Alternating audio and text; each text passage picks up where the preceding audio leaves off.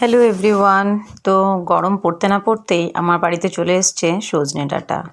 তো আজকে সজনে ডাঁটার একটা রেসিপি রান্না করলাম, তাই ভাবলাম তোমাদের সাথেও একটু শেয়ার করে নিই। তো এর জন্য আমি প্রথমে ডাঁটাগুলোকে ভালোভাবে ধুয়ে কেটে পরিষ্কার করে নিয়েছি এবং আলুগুলোকেও একটু ছোটো ছোটো টুকরো করে ধুয়ে কেটে পরিষ্কার করে নিয়েছি। এরপর কড়াইতে তেল দিয়ে প্রথমে আমি আলুগুলোকে একটু লাল লাল করে অল্প নুন দিয়ে ভেজে নিয়েছি। তো আলুগুলোকে একটু আলাদা করে ভেজে নিলে যে কোনো তরকারি করলে কিন্তু তরকারির স্বাদটা একটু অন্য রকম লাগে, আর কাঁচা আলু দিয়ে রান্না করলে তার স্বাদটা কিন্তু আলাদা। তো আমি ম্যাক্সিমাম সময় কিন্তু আলুটাকে ভেজে নিয়েই তরকারিটা করা পছন্দ করি। তো দেখো আমি মোটামুটি আলুগুলোকে অল্প লাল লাল করে ভেজে নিয়েছি। এরপরে আমি ওই কড়াইতে ডাঁটাগুলোকে জাস্ট 2-5 মিনিট একটু নেড়ে নেব। ডাঁটাগুলোকে খুব বেশি সময় ধরে কিন্তু ভাজবো না, জাস্ট একটু 2-5 মিনিট নেড়ে নেব যাতে করে কাঁচা গন্ধটা চলে যায়। তো ডাঁটাতেও আমি 1 ফোঁটা নুন দিয়েছি যাতে ডাঁটার ভেতরে একটু নুনগুলো ঢুকে যায়। এরপর আমি ডাঁটাটা একটু নেড়ে চেড়ে ডাঁটাগুলোকেও কিন্তু নামিয়ে নেব। নামিয়ে নিয়ে কড়াইতে দিয়ে দিয়েছি একটু সর্ষে আর 2টো শুকনো লঙ্কা ফোড়ন।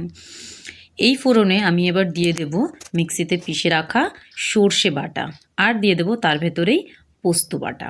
তো সর্ষে পোস্ত দুটোই দিয়ে দিয়েছি, দিয়ে এবার এটাকে ভালো করে নেড়ে চেড়ে নিচ্ছি। এর ভেতরেও দিয়ে দেবো সামান্য নুন, দিয়ে কিছু সময় ধরে কষাতে থাকবো। এরপর তেল ছেড়ে দেবে, তারপরে আমি দেব আগে থেকে কেটে রাখা একটা টমেটো।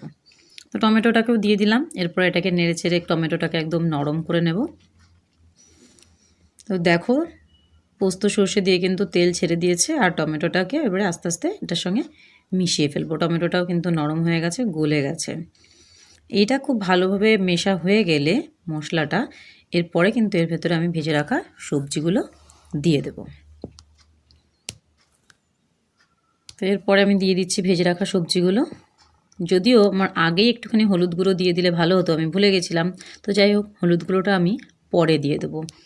এটাকে এবার আমি আরও কিছু সময় ভালো করে কষাবো। বেশ কিছু সময় কষিয়ে নিলাম। কষিয়ে নিয়ে দেখো আমি কিন্তু হলুদ গুঁড়োটা দিতে ভুলে গেছিলাম, তাই এখন আমি হলুদ গুঁড়োটা দিয়ে দিচ্ছি। তোমরা এখনও দিতে পারো বা আগেও দিতে পারো, ব্যাপার একই। দিয়ে আমি বেশ কিছু সময় করে কষিয়ে নিলাম। দেখো হলুদ গুঁড়োটা দেওয়ার পরে তরকারির রঙটা কিন্তু একদম অন্যরকম হয়ে গেছে। তো খুব একটা হেভি মশলা কিন্তু এটাতে দেওয়া হবে না, গুঁড়োর মধ্যে খালি হলুদ গুঁড়োটাই পড়বে, আর কোনো গুঁড়ো মশলা দেবো না। আর তার মধ্যে দিয়ে দিয়েছি কয়েকটা কাঁচা লঙ্কা চেরা। এরপর কষিয়ে নিয়ে একটুখানি গরম জল করে রেখেছিলাম, সেটাকে আমি এর ভেতরে ঢেলে দেব। পরিমাণ মতো জল ঢেলে দিলাম। এটাকে আলুটা আর ডাঁটাটা সেদ্ধ হবে, সেই জন্য একটু বেশি আমি জল দিয়েছি, যদিও এতটা জল কিন্তু আমি রাখবো না। এরপর আমি এটাকে ঢাকা দিয়ে দিলাম। ঢাকা দিয়ে কিছু সময় সেদ্ধ হওয়ার জন্য ছেড়ে দিলাম। দেখো তরকারি কিন্তু ফুটে গেছে, আলুগুলো ডাঁটাগুলো হালকা সেদ্ধ হয়ে গেছে। আর একটুখানি আমি ঝোলটা টানিয়ে নেবো, এতটা ঝোল আমি রাখবো না, একটু মাখা মাখাই করব। তো দেখো ঝোলটাকে টানিয়ে নিয়েছি, আমার তরকারি কিন্তু রেডি হয়ে গেছে। আর আজকের এই রেসিপিটা দিয়েই কিন্তু আমরা সবাই খুব ভালো খেয়েছি। আমার ছেলে কিন্তু যে কোনো ডাঁটা ও খুব পছন্দ করে, তো ও কিন্তু এই তরকারিটা খুব ফেভারিট লেগেছে আজকে। তো তোমরা যে এইভাবে বানাওনি, অবশ্যই একবার ট্রাই করে দেখো, আশা করি ভালো লাগবে। টাটা।